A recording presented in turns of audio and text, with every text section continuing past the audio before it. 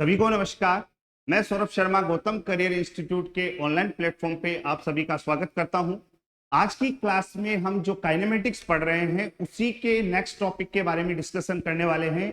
और आज का जो हमारा टॉपिक होने वाला है वो आपके सामने लिखा हुआ है, यूनिफॉर्म रेक्टिलिनियर मोशन। और इसी के साथ में हम डिस्कस करेंगे स्पीड के बारे में कि यूनिफॉर्म रेक्टिलिनियर मोशन क्या होता है, स्पीड क्या होती है। तो पहले आप जो बेसिक डेफिनेशंस है उनके बारे में समझिए, फिर मैं आपको इसके एग्जांपल देके अच्छे से समझाऊंगा।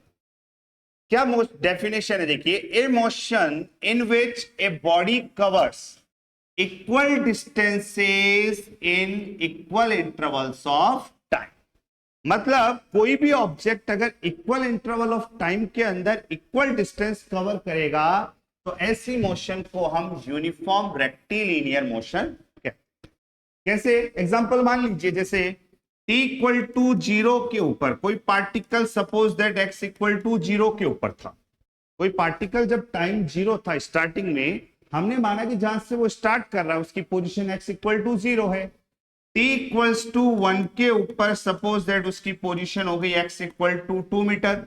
जब वो t इक्वल टू 2 सेकेंड था तो उसकी पोजीशन हो गई x इक्वल्स टू 4 मीटर। जब t का वैल्यू हमने 3 सेकेंड लिया तो x का वैल्यू आपके सामने हो गया 6 मीटर। तो आप खुद देखिए, यहां इंटरवल ऑफ टाइम कितने सेकेंड का ले रहा हूं मैं? 1 सेकेंड।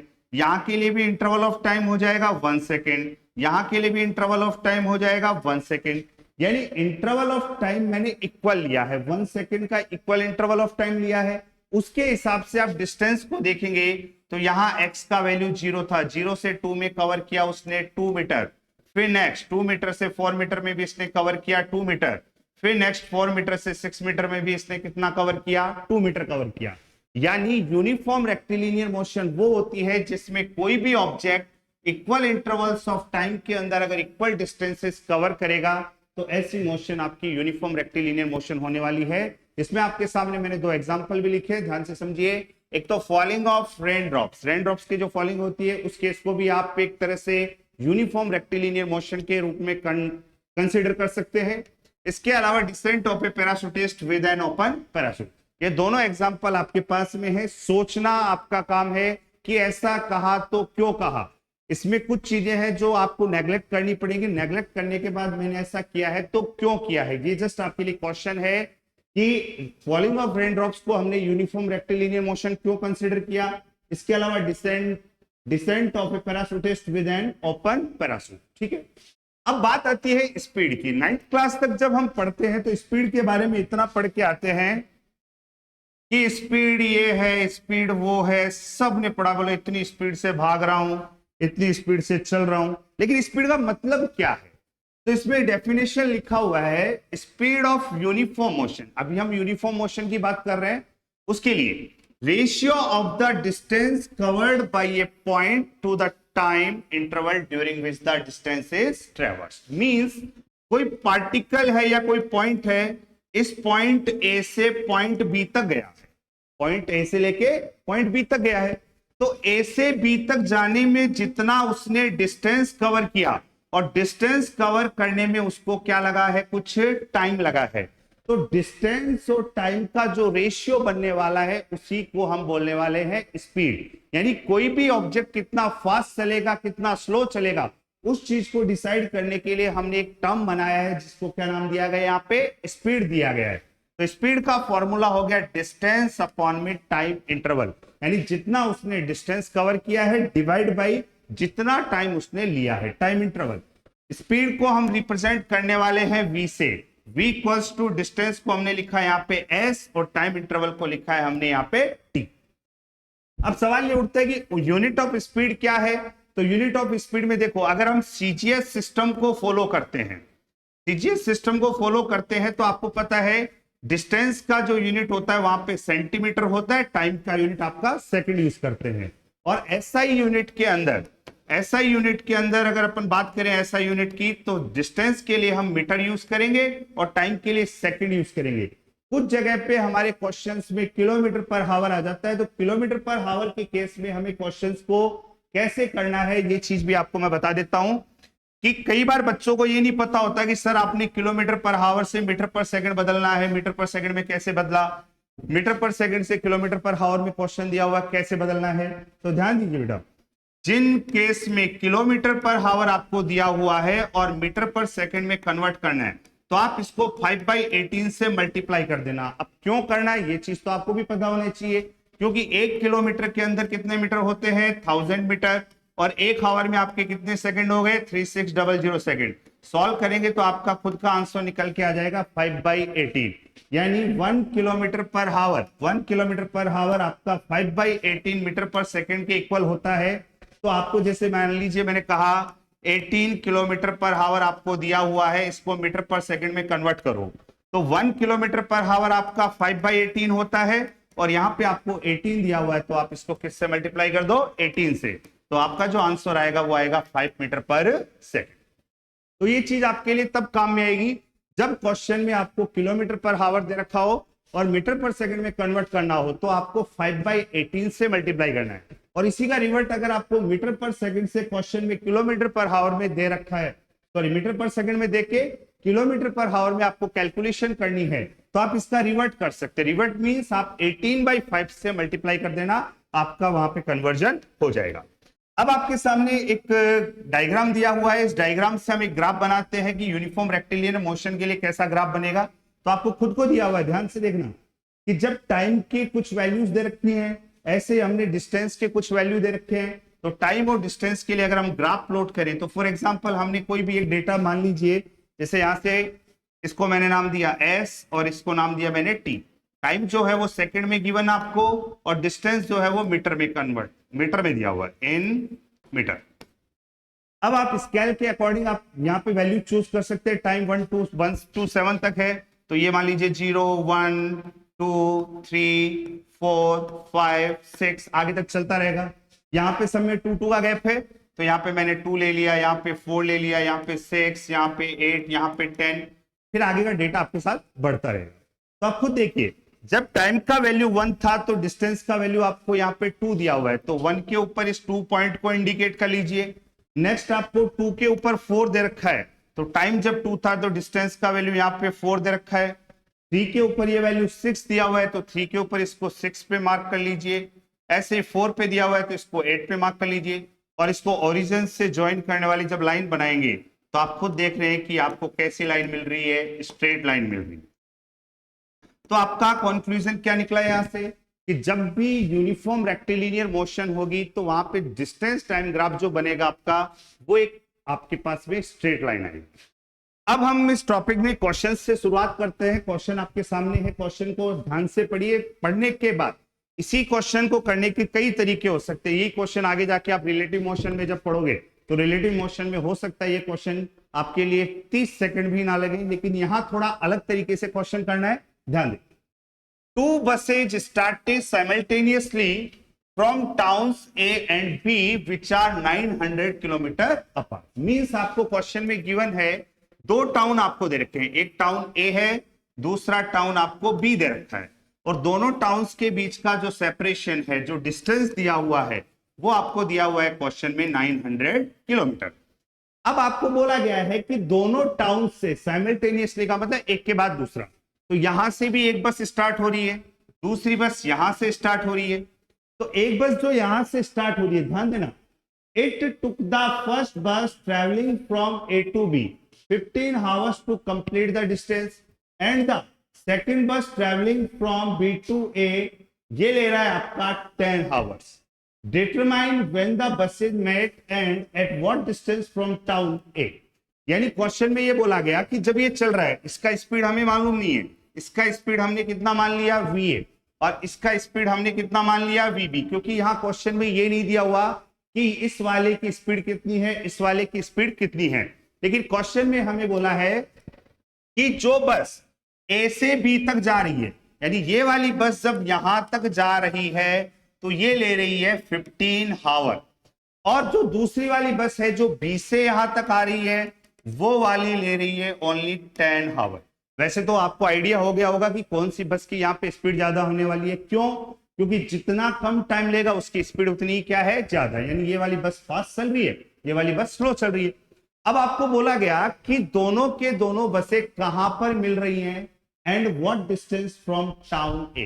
तो आपको बोला कि किस डिस्टेंस पे जाके दोनों बसेस मिलेंगी, और यह भी बोला गया है कि टाउन ए से कितना डिस्टेंस पर वो होने वाला है। तो समझते हैं इस बात को।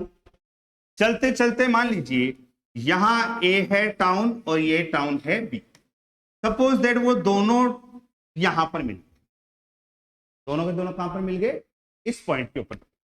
इस पॉइंट पर मिल गए तो जितना टाइम इसको यहां से यहां तक आने में लगेगा उतना ही टाइम इसको यहां से यहां तक। अब आप इसकी स्पीड अगर मालूम नहीं है तो स्पीड आप आराम से निकाल सकते हैं। तो सबसे पहले speed of bus moving from A to B, जो बस ए से बी तक जा रही है उसका स्पीड क्या आएगा। तो स्पीड का फॉर्मूला भी बताया था आपको, speed v equals to distance upon में टाइम। डिस्टेंस कितना दिया हुआ है क्वेश्चन में, 900 किलोमीटर, और टाइम जो लग रहा है इसको वो लग रहा है 15 आवर। 15 से डिवाइड करोगे तो ये हो जाएगा 15 60 किलोमीटर पर आवर। यानी जो बस ए से बी तक जा रही है उसकी स्पीड है 60 and speed of bus moving from B to ए, और जो वाली बस बी से ए तक आ रही है उसकी स्पीड भी आप निकाल लीजिए। इसको मैंने वी ए नाम दे रखा है, इसको वी बी नाम दे दीजिए। एस अपॉन टी, वही डिस्टेंस कितना दिया हुआ है 900 और टाइम कितना दिया हुआ है इसका 10। इट मींस यहां पे आ जाएगा 90 किलोमीटर पर आवर। तो हमने कहा कि यहां से चलने वाली बस जो है वो स्पीड ले रही है वी ए, यहां से चलने वाली जो ले रही है स्पीड वो है वी बी। तो अकॉर्डिंग टू क्वेश्चन अगर आप ये सोचें कि ये वाली बस यहां से जब यहां तक गई है तो उसको टाइम कितना लगा टी, और उतने टाइम में ये वाली बस यहां से यहां तक आई है, यानी दोनों का ये कॉमन मीटिंग पॉइंट है सी जहां पर वो मिल रही है। एक बस इधर से आ रही है, एक बस इधर से आ रही है, दोनों यहां पर मिली है, फिर ये दोनों क्रॉस करके निकल गई। तो इस पॉइंट पर आई है तो दोनों को मिला के टोटल डिस्टेंस हमें पता है कितना कवर करनी है, 900 किलोमीटर। तो पहले सवाल ये उठता है कि इस वाली बस ने कितना चली। इस वाले बस ने मान लो डिस्टेंस कवर की x1, इस वाली बस ने डिस्टेंस कवर की x2। अब डिस्टेंस निकालने का फॉर्मूला आपको पता होना चाहिए। डिस्टेंस बराबर क्या हो जाएगा, फॉर्मूला बताइए। डिस्टेंस बराबर क्रॉस मल्टीप्लाई करोगे तो क्या आ जाएगा, स्पीड इंटू टाइम। तो मैं आपसे बोलूं x1 का वैल्यू कितना होगा, तो इसकी स्पीड va का वैल्यू आप निकाल चुके हो, वो आ चुका है आपका 60t। और अगर x2 का वैल्यू निकालोगे तो स्पीड आपके पास है 90 और इसको टाइम लग रहा है यहाँ पे t। अब आपको पता है x1 और x2 दोनों मिला के 900 होने वाले हैं, तो 60t प्लस 90t दोनों का जो वैल्यू आएगा वो टोटल वैल्यू कितना हो जाएगा 900। यानी दोनों को सॉल्व किया तो 150t इक्वल्स टू में आ गया 900, यानी t का वैल्यू आ जाएगा यहाँ पे 6 आवर। यानी दोनों की दोनों बसें 6 आवर के बाद मिल जाएंगी। फिर उसमें एक चीज और ये पूछा गया है कि determine what distance from town A, कि टाउन ए से किस डिस्टेंस पे मिला। तो आप खुद लॉजिक लगाइए, टाउन ए से कितनी डिस्टेंस है वो x1। तो यहां पे अगर आप x1 का वैल्यू भी निकालते हैं तो x1 में क्या है 60 इंटू टाइम दिया हुआ आपको 6, यानी जब दो ए वाली बस 360 किलोमीटर पे चली जाएगी, 360 किलोमीटर पे जब वो बस आ जाएगी तब वहां पे वो दोनों मिल जाएंगे। तो पहला क्वेश्चन आई थिंक आपको समझ में आ गया होगा। यही क्वेश्चन अगर आप रिलेटिव मोशन के अकॉर्डिंग करेंगे तो रिलेटिव मोशन में आपको इतना कैलकुलेशन की जरूरत नहीं पड़ेगी। और आप तो मैं तो ये कहता हूं कि आप अपनी स्पीड बढ़ाइए। स्पीड का मतलब है कि 900 किलोमीटर दे रखा है, 15 से डिवाइड किया, इसकी स्पीड निकाल लो, इसकी स्पीड निकालो। ज्यादा थ्योरी पे ध्यान मत दीजिए इसमें। नेक्स्ट क्वेश्चन की तरफ बढ़ते हैं। ये क्वेश्चन आपके लिए बहुत अच्छा होने वाला है और ये क्वेश्चन थोड़ा सा सिमिलर आपको एससी वर्मा में भी मिलेगा। एससी वर्मा में एक एग्जांपल दिया हुआ है। क्वेश्चन क्या बोल रहा है ध्यान से समझिए।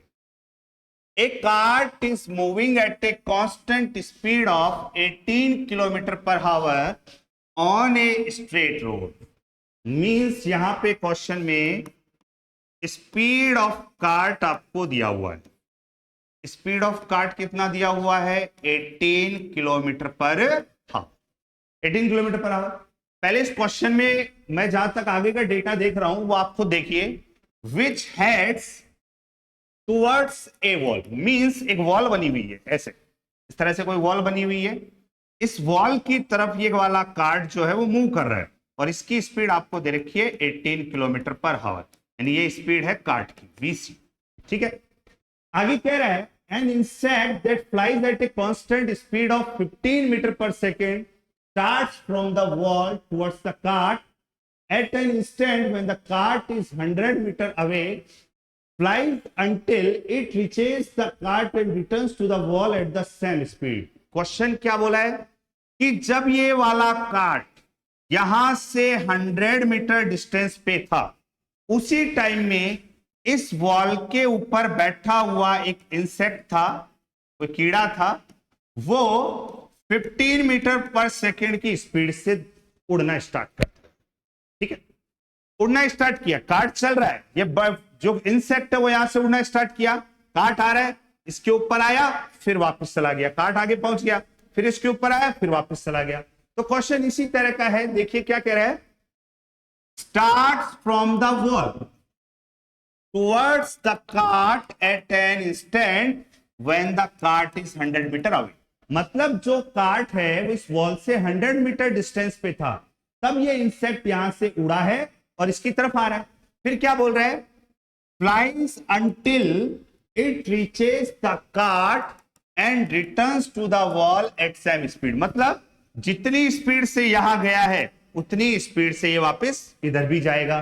आगे क्या बोला है, it continues to fly between the wall and the cart till the cart abruptly stop on reaching the wall. मतलब ये कार्ट जब 100 मीटर पे है तब वो इंसेक्ट उड़ना स्टार्ट किया, पहले यहां आएगा, फिर जाएगा, फिर आएगा, फिर जाएगा, फिर आएगा, फिर जाएगा, ये तब तक जाता रहेगा जब तक ये कार्ट इस दीवार तक नहीं पहुंच जाए।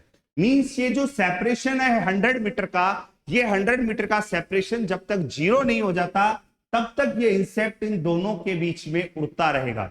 तो पहला क्वेश्चन पूछा गया है, what total distance the insect travel during this time interval, मतलब इस टाइम इंटरवल के अंदर ये इंसेक्ट कितना डिस्टेंस कवर कर चुका है।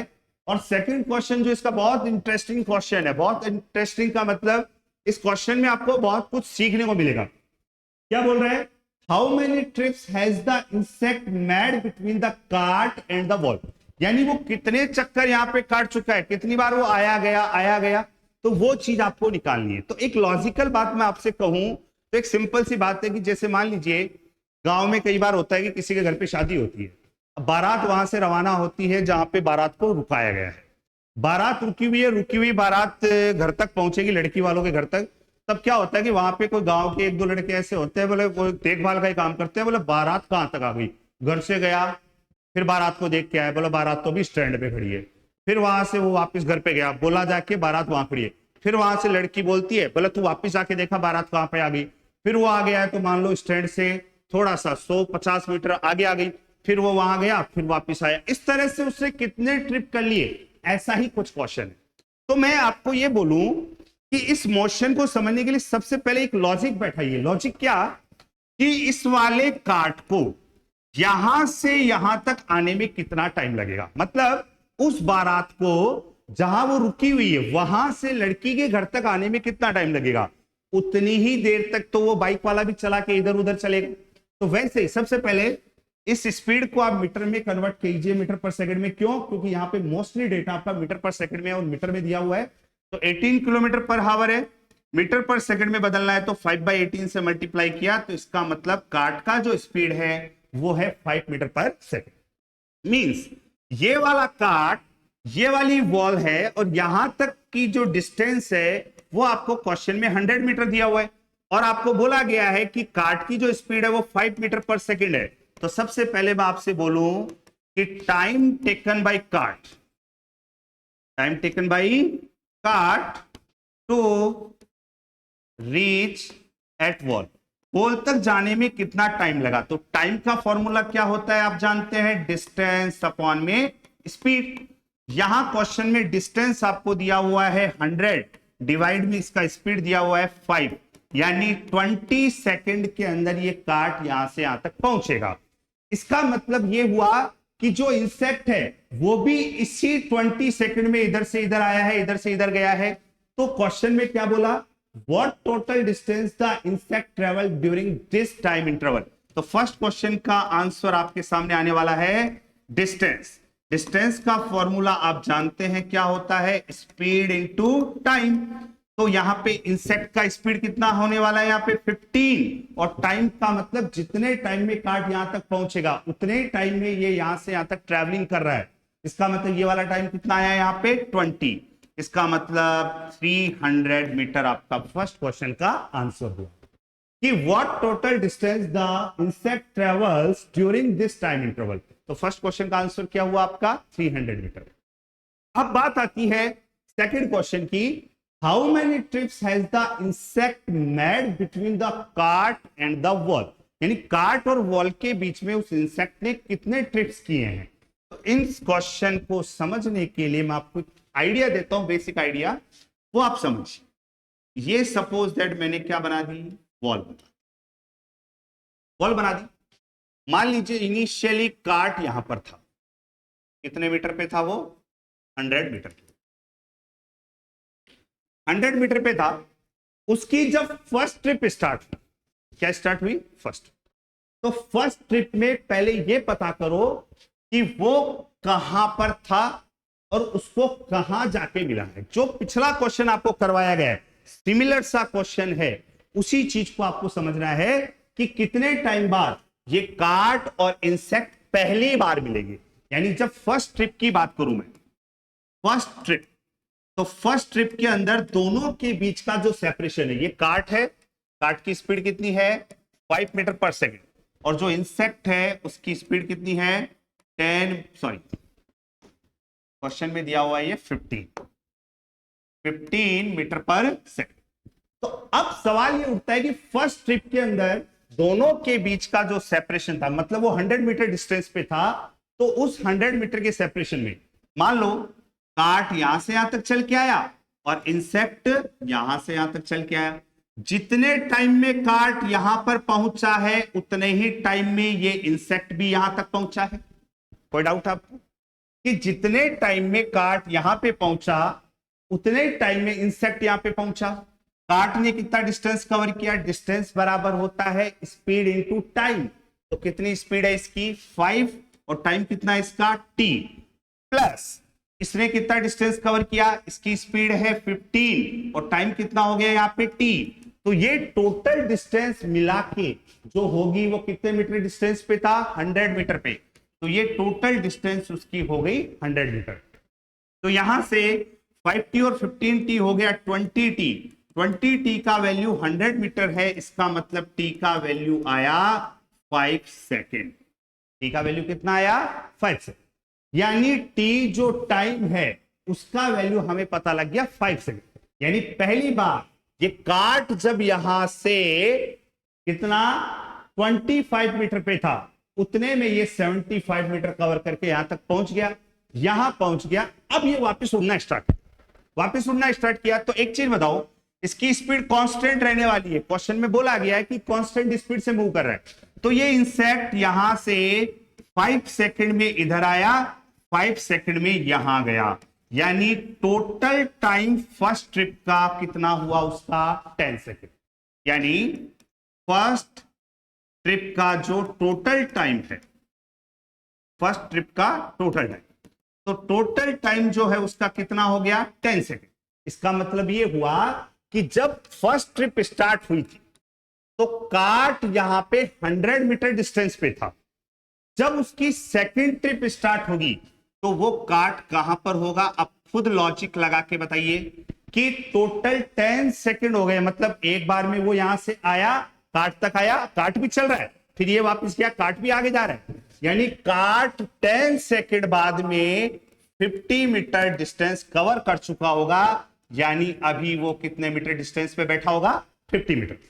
फिर वापस अगर बात करें अपन सेकंड ट्रिप, अब सेकंड ट्रिप में जैसे इन दोनों के बीच का जो गैप है अब वो केवल और केवल कितना रह गया 50 मीटर का रह गया। जब सेकंड ट्रिप स्टार्ट हुआ तब दोनों के बीच का गैप कितना रह गया अब 50 मीटर। अब इस 50 मीटर के गैप में वही तरीका, मान लो इसको यहां से यहां तक आने में लगा टाइम t, तो उसको भी यहां से यहां तक आने में लगा टाइम t। तो लॉजिकल देखा जाए तो इसकी स्पीड थी 5 मीटर पर सेकेंड, इसकी स्पीड थी 15 मीटर पर सेकेंड, यानी टोटल डिस्टेंस कितनी हो जाएगी बताओ, इसकी 5t प्लस इसकी हो जाएगी 15t इक्वल्स टू यहां पे आएगा 50 मीटर। इसका मतलब 20t बराबर वापस 50 आया, तो 20t बराबर 50, यानी t बराबर आया 5/2 सेकेंड। यानी उसको 5/2 सेकेंड यहां पे आने में लगा, समझना कि वो 5/2 सेकेंड में यहां आया और 5/2 सेकेंड में यहां से वापस भी गया। तो इसका मतलब जो सेकेंड ट्रिप हुआ वो सेकेंड ट्रिप कितने सेकेंड का हो गया, टोटल 5 सेकेंड का हो, टोटल 5 सेकेंड का।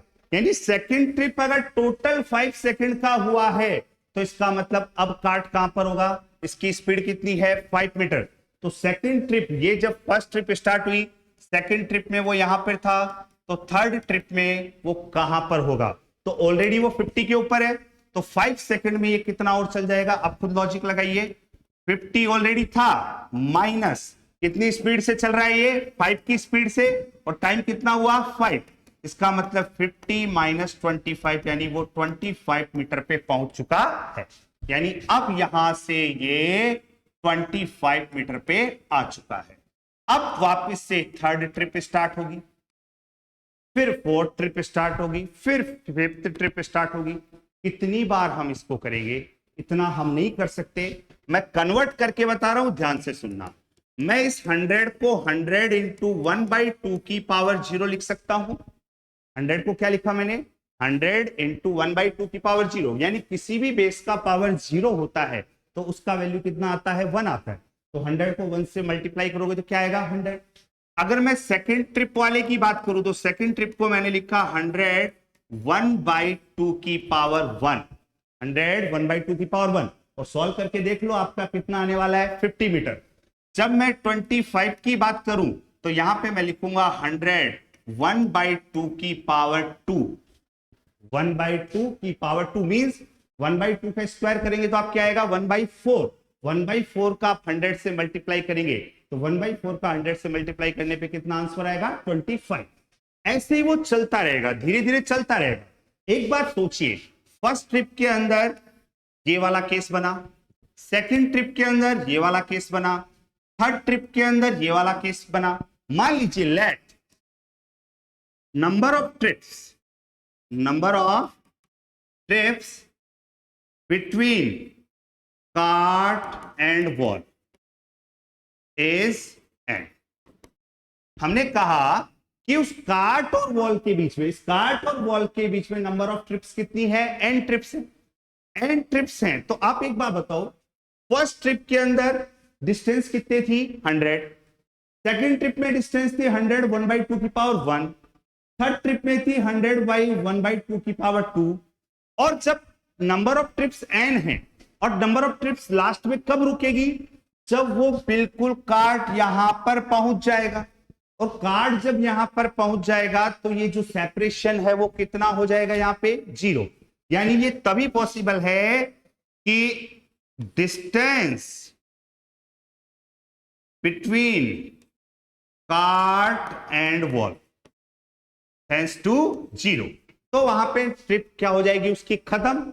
अब आप एक बात बताइए, दोनों के बीच में जब डिस्टेंस, कार्ट और वॉल के बीच में डिस्टेंस कितना होगा 0 के केस में, इस डायग्राम के हिसाब से बनाएंगे तो बोलिए 100 1/2।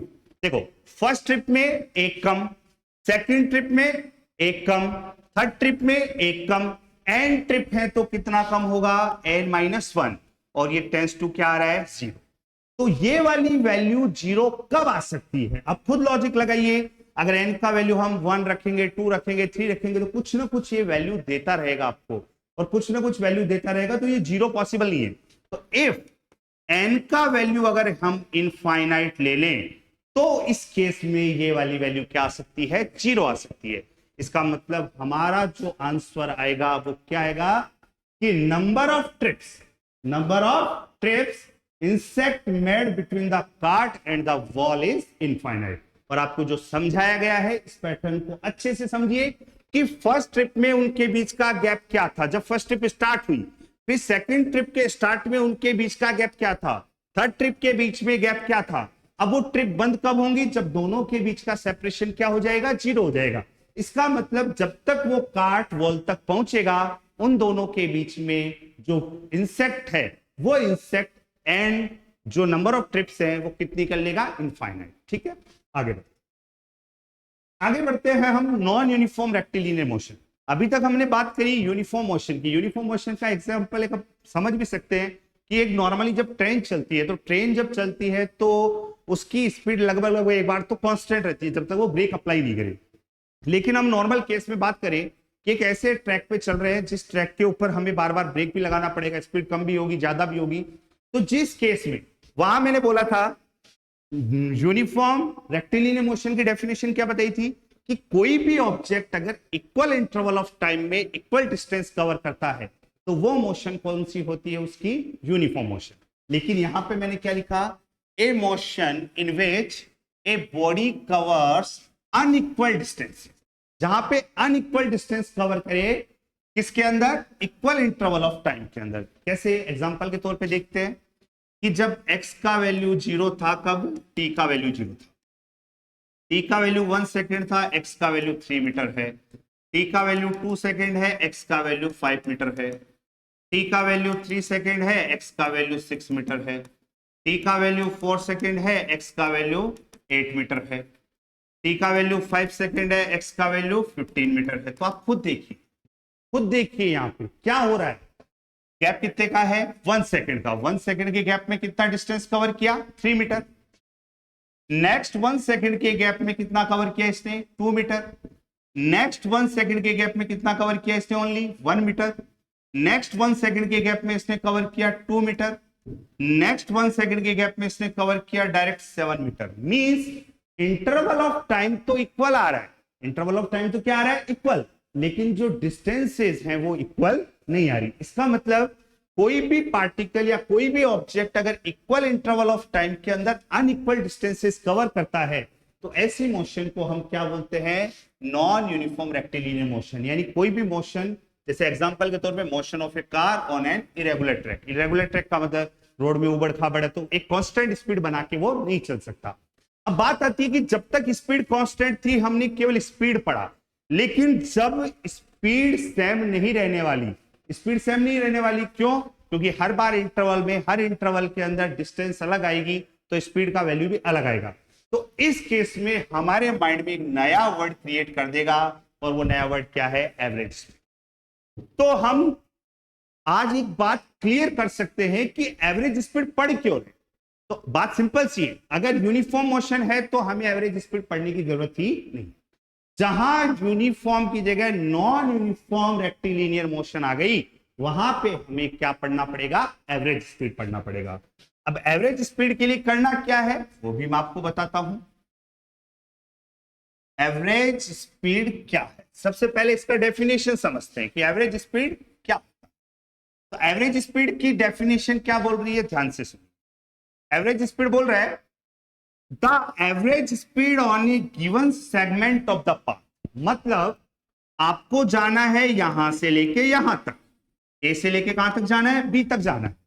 तो एक आपको सेगमेंट दिया हुआ है, मींस एक पाथ गिवन है, इस पाथ में आपको यहां से यहां तक जाना है।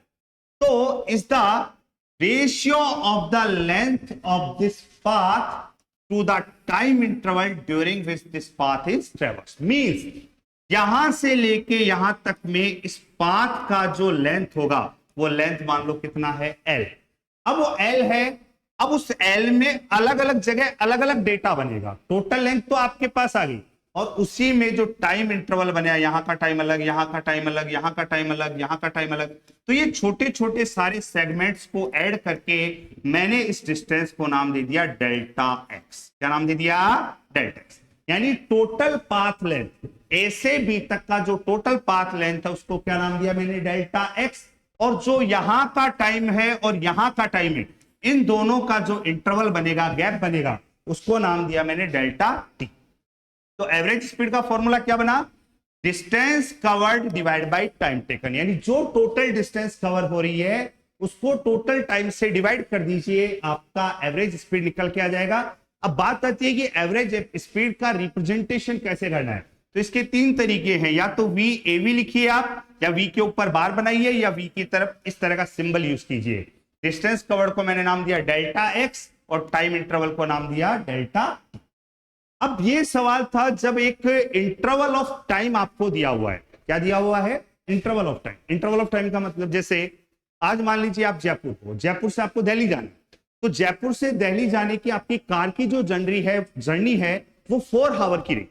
अब उस 4 आवर के इंटरवल में ये तो हो नहीं सकता कि आपने 4 आवर में गाड़ी की स्पीड एक कंटिन्यूअस बनाए रखी। मान लीजिए जयपुर से दिल्ली का डिस्टेंस फॉर एग्जांपल 250 किलोमीटर है, उस 250 किलोमीटर में क्या आपकी स्पीड कांस्टेंट रही है, ऐसा नहीं है। कुछ जगह आपकी स्पीड हो सकता है 80 भी गई होगी, कुछ जगह आपकी स्पीड 100 भी होगी, कुछ जगह आपकी स्पीड 0 भी हुई होगी, कुछ जगह गाड़ी को ब्रेक मार के रोकना भी पड़ा होगा। तो इस तरह से वहां एक इंटरवल बन गया और अलग अलग स्पीड आ रही थी, तो उस केस में हम यूज करते हैं एवरेज स्पीड। यानी एवरेज स्पीड हमेशा इंटरवल ऑफ टाइम अगर आपको दिया हुआ है तो आपको एवरेज स्पीड निकालनी है। लेकिन मैं अभी आपको फोन करके पूछ रहा हूं, जयपुर से दिल्ली जा रहे हो, कि अभी आपकी गाड़ी की स्पीड क्या है, तो आप उस टाइम जब गाड़ी की स्पीड नोट करोगे, बोले मेरी गाड़ी अभी 70 की स्पीड से चल रही है, तो आपने मुझे जो स्पीड बताई है वो एक पार्टिकुलर उसी टाइम की स्पीड बताइए कि अभी मेरी गाड़ी की स्पीड 70 किलोमीटर पर आवर है। तो वो जो स्पीड बनती है उस स्पीड को हम बोलते हैं इंस्टेंटेनियस स्पीड। यानी किसी भी पार्टिकुलर इंस्टेंट के ऊपर अगर आपको स्पीड बतानी है तो वो स्पीड होती है इंस्टेंटेनियस स्पीड। और इंस्टेंटेनियस स्पीड कैसे निकालते हैं वो भी आप ध्यान दीजिए। The instantaneous speed at each instant of time is determined by the slope of the tangent to the curve at that the corresponding point. मान लीजिए आपको कोई पॉइंट दे रखा है, उस पॉइंट के ऊपर आपको एवरेज स्पीड निकालनी है। फॉर एग्जांपल जैसे मान लीजिए मैंने कहा ये कोई कर्व दिया हुआ है, इस कर्व में पार्टिकल यहां से इसको जाना है, यहां तक जाना था, तो यहां से यहां तक जाना था, तो उसमें आपको अलग अलग सेगमेंट में अलग अलग स्पीड्स थी। ये मान लीजिए यहां का टाइम था t1, यहां का टाइम क्या था t2, यानी t का वैल्यू जो है वो t2 के इक्वल, t का वैल्यू t2 के इक्वल है, यहां t का वैल्यू t1 के इक्वल। अब इस सेगमेंट में ये वाली वैल्यू x1 है, ये x2 है, ये x3 है, ये x4 है, ऐसे चलते चलते क्यों अलग अलग टाइम लिया है, अलग अलग स्पीड हुई है, अलग अलग स्पीड के हिसाब से अनइक्वल डिस्टेंस से जाइए। तो यहां से लेके यहां तक का जो भी निकालना था आपने एवरेज स्पीड में निकाला, मतलब इन सबको जोड़ दिया, x1 plus x2 plus x3 plus dot dot dot, सारा मिला के ये डेल्टा x है। और डेल्टा t क्या होगा, जो आपका फाइनल टाइम है t2 माइनस t1। तो ये एवरेज का काम हुआ। लेकिन इंस्टेंटेनियस का मतलब मैं बोलूं ये t1 टाइम था, t1 के बजाय मैंने इसको t1 डैश नाम दिया, मैं बोलूं t2 डैश नाम दिया, मैंने बोला t3 डैश, यहां पे स्पीड बताओ। तो इसका मतलब है कि पार्टिकुलर टाइम, मान लो यहां पर आपको स्पीड बतानी है, तो क्या करोगे, जिस डायरेक्शन में मोशन हो रही है इस डायरेक्शन में जा रहा है मान लीजिए ये, तो इस पॉइंट के ऊपर आप टेंजेंट बना दीजिए, जो टेंजेंट बनेगा वही टेंजेंट आपकी इंस्टेंटेनियस स्पीड को बताएगा। मान लीजिए आपको यहां पे बताना है तो यहां पे टेंजेंट बना दीजिए। कई बार क्या होता है क्वेश्चन में इस तरह का कोई ग्राफ दे दिया आपको, और आपको ग्राफ देके बोला इस वाले टाइम के ऊपर, इस वाले टाइम के ऊपर, इस वाले टाइम के ऊपर, इस वाले टाइम के ऊपर स्पीड बताइए। तो मैं आपसे बोलूं ये पूरी की पूरी लाइन में चाहे यहां पे चाहे यहां पे चाहे यहां पे सब पे टेंजेंट बनाओगे, ये टेंजेंट होगा। मतलब इस पूरे सेगमेंट के लिए इंस्टेंटेनियस वेलोसिटी क्या आएगी, इक्वल आएगी।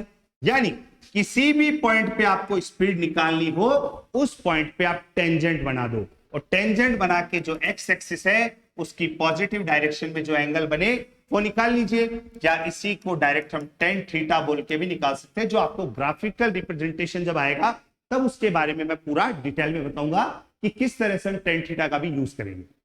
अभी केवल आपको इतना बता रहा हूं कि ये इंटरवल था, पूरे इंटरवल के लिए बात करी। लेकिन अगर एक पर्टिकुलर टाइम, मान लीजिए आपको बोला यहां पे स्पीड बताओ, टेंजेंट बना दो, बोले यहां बोले लो टेंजेंट लो, यहां बोले लो टेंजेंट ली, तो जहां पे भी आपको स्पीड पूछे उसी पॉइंट पे क्या बना दीजिए, टेंजेंट बना दीजिए। क्लियर है ये चीज? अब उसमें मैंने आगे एक फॉर्मूला लिखा है कि टेंजेंट बनाने के बाद क्या हुआ। देखो, जैसे ये दो पॉइंट थे, सपोज दैट ये टाइम था t और यहां टाइम था t प्लस डेल्टा टी। मतलब यहां से यहां तक जाने का जो इंटरवल था वो डेल्टा टी था। अब मैं ये इंटरवल कम करते जाऊं, मतलब ये यहां से यहां का हो गया, फिर यहां से यहां का हो गया, फिर यहां से यहां का हो गया, और पार्टिकुलर इंटरवल खत्म हो जाए तो ये पॉइंट यही आ जाएगा। इसका मतलब ये टेंजेंट यहीं पे बन जाएगा। तो आपकी जो एवरेज स्पीड थी वो थी v equals to delta x upon delta T. इसी में मैंने इंस्टेंटेनियस निकालना है, तो इंस्टेंटेनियस के लिए क्या करेंगे, limit delta T tends to zero delta x upon delta t. इस limit delta T tends to zero का मतलब क्या है? इसका मतलब ये कह रहा है कि टाइम इंटरवल इतना छोटा है कि ये जीरो भी नहीं है और जीरो से ज्यादा बड़ा भी नहीं है, न के बराबर इंटरवल है। आपको मैंने फोन किया, जस्ट तुरंत बताओ, तो आपको जितना रिएक्शन टाइम मिलेगा तुरंत उसमें आपने बता दिया। ऐसा तो नहीं है कि मुझे में आप जो चल रही है उस गाड़ी को पहले देखोगे ढंग से, 15 सेकंड बाद बता रहे हो, तो फिर वहां पे आपको एवरेज स्पीड निकालनी पड़ेगी, ना कि इंस्टेंटेनियस। मैंने पार्टिकुलर इंस्टेंट पे मेरी नजर पड़ी, अभी स्पीड ये है, वो स्पीड इंस्टेंटेनियस है, तो ये टाइम इंटरवल बहुत छोटा है, न के बराबर है, delta T tends to zero, और लिमिट लगते ही डेल्टा के साथ में ये डेरिवेटिव में कन्वर्ट हो जाएगा, तो इसको बोल देंगे dx upon dt। According to mathematical rule हम d अपॉन dt यूज कर रहे हैं, यानी रेट ऑफ चेंज यूज कर रहे हैं, rate of change in position या डिस्टेंस, क्या बोल सकते हैं इसको, rate of change of distance या in distance, rate of change of distance, इसी को हम क्या बोलते हैं, इंस्टेंटेनियस स्पीड। हम ध्यान रखें, एवरेज स्पीड को स्पीड बोलना थोड़ा सा गलत हो जाएगा, लेकिन इंस्टेंटेनियस स्पीड को स्पीड बोले तो भी हमारे लिए कोई गलत बात नहीं। ठीक है, नेक्स्ट हम आगे बढ़ते हैं वेलोसिटी की तरफ। अब सवाल ये उठता है कि हम स्पीड और वेलोसिटी को अलग अलग क्यों पढ़ रहे हैं, तो इसके पीछे रीजन क्या है। देखिए, स्पीड जो है वो डिपेंड करती है किसके ऊपर, डिस्टेंस के ऊपर, और जो वेलोसिटी होती है वो किस पे डिपेंड करती है, डिस्प्लेसमेंट की। यानी स्पीड आपकी डिस्टेंस पे डिपेंड करेगी, वेलोसिटी डिस्प्लेसमेंट पे डिपेंड करेगी। यानी कुछ जगह, जैसे मान लीजिए मैंने ये पाथ फॉलो किया, ये पाथ फॉलो करके मैं ए से बी तक गया, तो मुझे स्पीड निकालनी है तो मुझे ये वाली लेंथ निकालनी पड़ेगी, लेकिन अगर वेलोसिटी निकालनी है तो मुझे ये वाली लेंथ निकालनी पड़ेगी। तो फर्क क्या है इसमें, वो आपके सामने है। Velocity, rate of change of displacement with respect to time, यानी rate of change of displacement means हम ये बोल सकते हैं कि displacement divide by time, displacement divide by time को हम क्या बोलने वाले हैं, वेलोसिटी। आपको पता है डिस्टेंस एक स्केलर क्वांटिटी है, इसलिए स्पीड भी कौन सी क्वांटिटी होती है, स्केलर क्वांटिटी। लेकिन आपको पता है डिस्प्लेसमेंट एक वेक्टर क्वांटिटी है, तो वेक्टर क्वांटिटी है तो वेलोसिटी भी आपकी कौन सी क्वांटिटी होगी, वेक्टर क्वांटिटी होगी। अब इस वेलोसिटी को हमने दो पार्ट में डिवाइड कर लिया, एक हम एक इंटरवल के लिए बात करेंगे, एक पार्टिकुलर टाइम के लिए बात करेंगे। जैसे स्पीड को दो पार्ट में डिवाइड किया, एवरेज स्पीड और इंस्टेंटेनियस स्पीड, वैसे ही वेलोसिटी को भी हमने दो पार्ट में डिवाइड कर दिया, एवरेज वेलोसिटी और इंस्टेंटेनियस वेलोसिटी। बस फर्क ये समझ में आना चाहिए कि एवरेज कब निकालना है और इंस्टेंटेनियस कब निकालना है। एवरेज तब निकालेंगे जब आपके पास में एक इंटरवल ऑफ टाइम दिया होगा, और इंस्टेंटेनियस तब निकालेंगे जब आपको एक पार्टिकुलर टाइम दे रखा हो और उसी इंस्टेंट के ऊपर आपसे स्पीड या वेलोसिटी पूछा जाए। तो एवरेज वेलोसिटी का फॉर्मूला होता है net displacement upon time interval, यानी उस ड्यूरेशन के अंदर जितना उसका डिस्प्लेसमेंट हुआ। मान लो वो पार्टिकल यहां से यहां तक आया, तो ये यहां से यहां तक की जो वैल्यू होती है ये होती है डिस्टेंस, इस पाथ को फॉलो करके गया है तो ये है डिस्टेंस। लेकिन इसकी इनिशियल और फाइनल पोजीशन के बीच की जो स्ट्रेट लाइन मैंने बनाई है ये होने वाला है आपका डिस्प्लेसमेंट। तो जो टोटल डिस्प्लेसमेंट हुआ है इस इंटरवल के अंदर, वो टोटल डिस्प्लेसमेंट डिवाइड बाय जो आपको टाइम लगा है, टाइम इंटरवल। डिस्प्लेसमेंट एक वेक्टर क्वांटिटी है, इसलिए v एवरेज वेक्टर लिखा गया है इसको, और डेल्टा x वेक्टर आपका हो गया डिस्प्लेसमेंट। डेल्टा x वेक्टर क्या होता है, x final vector minus x initial vector, means final position minus initial position, और डिवाइड बाय क्या हो गया, टाइम इंटरवल। नेक्स्ट आपका है इंस्टेंटेनियस वेलोसिटी। इंस्टेंटेनियस वेलोसिटी क्या होगा, किसी भी पार्टिकुलर टाइम के ऊपर, इंस्टेंट ऑफ टाइम के ऊपर जो वेलोसिटी निकालेंगे उसी को हम इंस्टेंटेनियस वेलोसिटी बोलेंगे। तो v वेक्टर इक्वल्स टू, इसमें भी हमने limit delta T tends to 0 use किया, delta x upon delta D, delta लगते ही लिमिट क्या कर देगा, इसको डेरिवेटिव में कन्वर्ट कर देगा, तो dx वेक्टर अपॉन dt, यानी rate of change in velocity, तो in position, rate of change in position को ही हम क्या बोलने वाले हैं, इंस्टेंटेनियस वेलोसिटी। अब इन दोनों से रिलेटेड कुछ अच्छे टर्म्स है, उनके बारे में भी आपको मैं बता देता हूं। जैसे आपको मैंने कहा कि ये टाइम था t1 टाइम, कौन सा टाइम था ये, t1 टाइम, और यहां पे ये जो q है वो है t1 प्लस डेल्टा टी, तो यहां से यहां तक जो गया है ये है डिस्टेंस, इस वाले पाथ को फॉलो करके गया हूं मैं, ये है डिस्टेंस, लेकिन ये क्या है, डिस्प्लेसमेंट। तो यहां पर जो चीज मैं निकालूंगा तो यहां से ये आएगी average velocity, sorry average speed, और इसका यूज करूंगा तो क्या निकल के आएगी, एवरेज वेलोसिटी। लेकिन अगर मैंने टाइम पीरियड को बहुत कम कर दिया, न के बराबर कर दिया, और मैंने कहा मुझे केवल t1 टाइम से मतलब है, यानी इस वाले टाइम से मतलब है, तो इस वाले पॉइंट पे मैंने क्या ड्रॉ कर दिया, एक टेंजेंट ड्रॉ कर दिया, तो यही टेंजेंट मुझे क्या बताएगा यहाँ पे, इंस्टेंटेनियस स्पीड या वेलोसिटी। मान लीजिए मोशन, पाथ का मोशन इस टाइप से, ठीक है।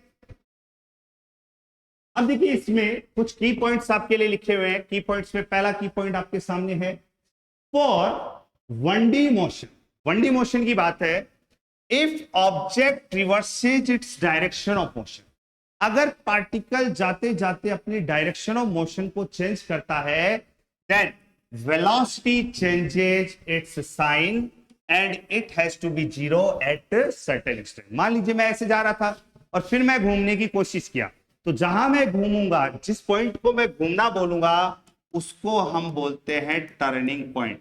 तो ये वाला कॉन्सेप्ट आपके लिए बहुत यूजफुल है, जब आप क्वेश्चन सॉल्व करेंगे इंस्टेंटेनियस वाले, तो वहां पे बहुत ज्यादा काम में आएगा कि टर्निंग पॉइंट कब बनता है, या टर्निंग पॉइंट बोल दो, चाहे डायरेक्शन रिवर्सिंग बोल दो।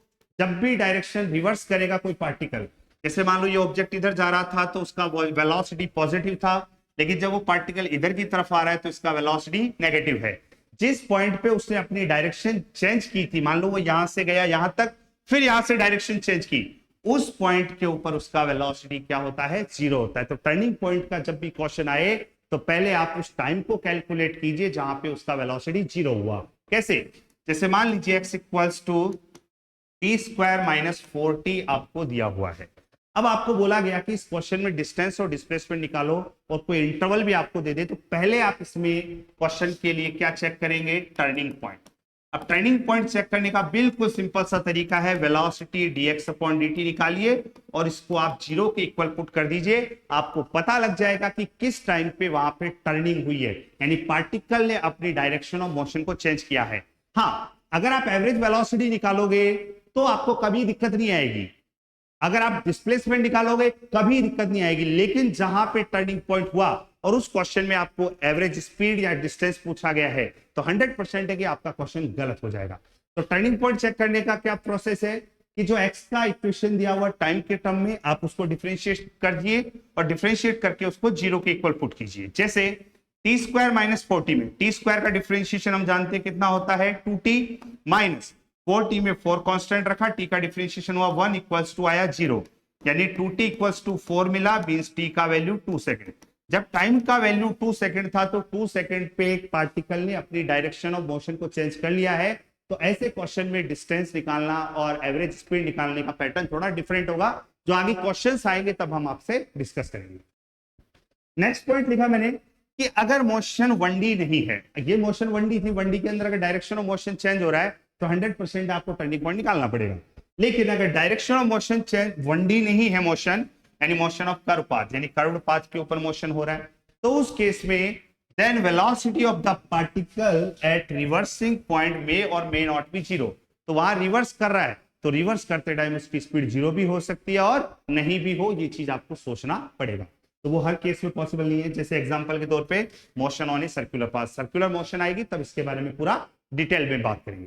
तो मैंने सिंपल वर्ड में आपसे यही कहा कि अगर 1D मोशन चल रही है, 1D मोशन चल रही है, तो 1D मोशन में आपको रेक्टिलिनियर मोशन में हमेशा क्या चेक करना है, टर्निंग पॉइंट, की क्वेश्चन में टर्निंग पॉइंट है या नहीं है।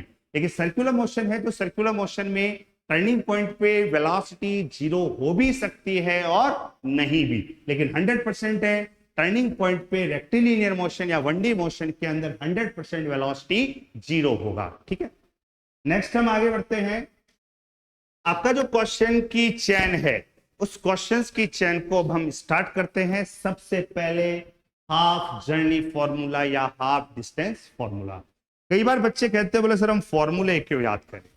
देखो बेटा, कई बार क्या होता है, फॉर्मूले से हमारा क्वेश्चन जो हम 5 मिनट लगा रहे हैं उस क्वेश्चन को हम हो सकता है 1 मिनट में सॉल्व कर ले। तो कई बार क्या, फॉर्मूला अगर माइंड में आता है तो अच्छी बात है, लेकिन फॉर्मूला याद नहीं आता तो मैं तो सिंपल सी बात बोलूंगा, एवरेज स्पीड निकालनी है या एवरेज वेलोसिटी निकालनी है, कोई नया फॉर्मूला आपको माइंड में फिट नहीं करना। यहां पे लिखना है टोटल डिस्टेंस अपॉन में टाइम, जो टाइम लगा है टोटल टाइम। यहां पे आपको लिखना है टोटल डिस्प्लेसमेंट यानी नेट डिस्प्लेसमेंट डिवाइड में टोटल टाइम, जो आपका टाइम इंटरवल बना है। तो ये चीज फॉर्मूला लगा के भी आप सॉल्व कर सकते हैं। पहले ये देखिए क्वेश्चन में कि क्या क्या डेटा आपको दिया हुआ है, क्या डेटा आपको नहीं दिया हुआ। तो अब हम इस फॉर्मूले को एक बार डिराइव करते हैं और डिराइव करके आगे बढ़ते हैं। सबसे पहला पॉइंट है आपका हाफ डिस्टेंस फॉर्मूला या हाफ जर्नी फॉर्मूला। इसमें मैं आपको 2 टाइप पढ़ाऊंगा, दोनों टाइप से भी बहुत अच्छे अच्छे क्वेश्चंस बनते हैं। तो टाइप 1 क्या कह रहा है कि इसमें डायरेक्शन ऑफ मोशन को चेंज नहीं करूंगा, मेरा टारगेट है ए से बी तक जाना। मेरा टारगेट क्या है, ए से बी तक जाना।